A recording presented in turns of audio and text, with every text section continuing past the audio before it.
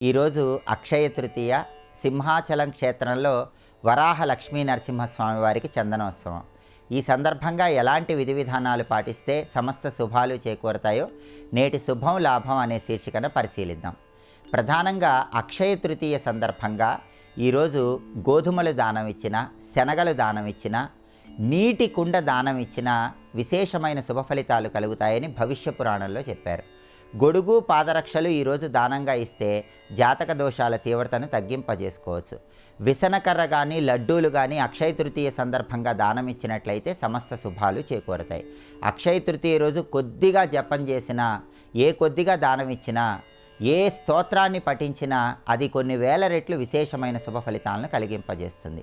అలాగే అక్షయ తృతీయ సందర్భంగా పూజా మందిరంలో కుబేర ముగ్గు విధి విధానాన్ని పాటించాలి. కుబేర ముగ్గు అంటే మీ గృహంలో పూజా మందిరంలో పూజాపీఠం మీద బియ్యపిండితో ఒక పెద్ద చతురస్రాన్ని గీయాలి. ఆ పెద్ద చతురస్రంలో బియ్యపిండితో 9 చిన్న చిన్న చతురస్రాలు గీయాలి. ఆ తర్వాత కుంకుమ తీసుకొని ఆ కుంకుమతో ఈ 9 చిన్న చతురస్రాల్లో అడ్డంగా 9 సంఖ్యలు రాయాలి. ఆ సంఖ్యలు ఏంటంటే 27, 20, 28, 22, 24, 26, 23, 28, 21 ఇలా 9 సంఖ్యలు అడ్డంగా రాస్తే దీన్ని కుబేర ముగ్గు అంటారు. ఈ కుబేర ముగ్గు పూజా మందిరంలో పూజాపీఠం మీద వేసి ఈ 9 సంఖ్యల మీద 9 రూపాయి నాణేలు ఉంచాలి. ఈ 9 సంఖ్యల మీద 9 ఎరుపు రంగు పుష్పాలు ఉంచాలి. ఆ ముగ్గు దగ్గర నమస్కారం చేసుకొని ఓం సం కుబేరాయ నమః అనే మంత్రాన్ని 21 సార్లు చదవాలి.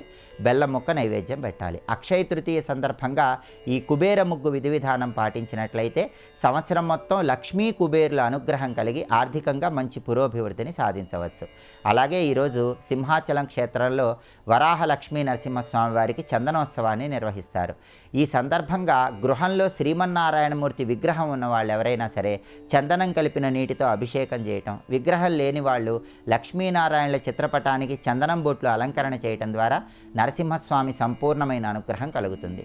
అలాగే ఈరోజు సింహాచలం వరాహ లక్ష్మీ నరసింహస్వామి వారి చందనోత్సవం సందర్భంగా దగ్గరలో ఉన్నటువంటి నరసింహస్వామి ఆలయానికి వెళ్ళటం, ఆలయంలో దీపాన్ని వెలిగించటం, ఓం నమో నారసింహాయ అనే మంత్రాన్ని చదువుతూ ఆలయంలో ప్రదక్షిణలు చేయటం ద్వారా సమస్త శుభాలు చేకూరతాయి.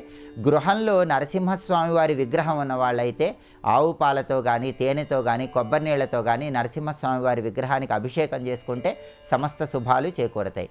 విగ్రహం లేని వాళ్ళు లక్ష్మీ నరసింహస్వామి చిత్రపటానికి చందనం బొట్లు అలంకరించి నువ్వుల నూనె దీపాన్ని వెలిగించి ఎరుపు రంగు పుష్పాలతో పూజ చేసి వడపప్పు పానకం నివేదనగా సమర్పించి ప్రసాదంగా స్వీకరించిన లక్ష్మీ నరసింహస్వామి సంపూర్ణమైన అనుగ్రహానికి ప్రతి ఒక్కరూ సులభంగా పాత్రలు కావచ్చు. అక్షయ తృతీయ వరాహ లక్ష్మీ నరసింహస్వామి వారి చందనోత్సవం సందర్భంగా ఈ ప్రత్యేకమైన విధి విధానాలు పాటించండి. ప్రధానంగా అక్షయ తృతీయ దానాలకు ప్రాధాన్యత ఉన్న రోజు కాబట్టి దానం ఇవ్వటం ద్వారా సమస్త శుభాలను సిద్ధింపజేసుకోండి.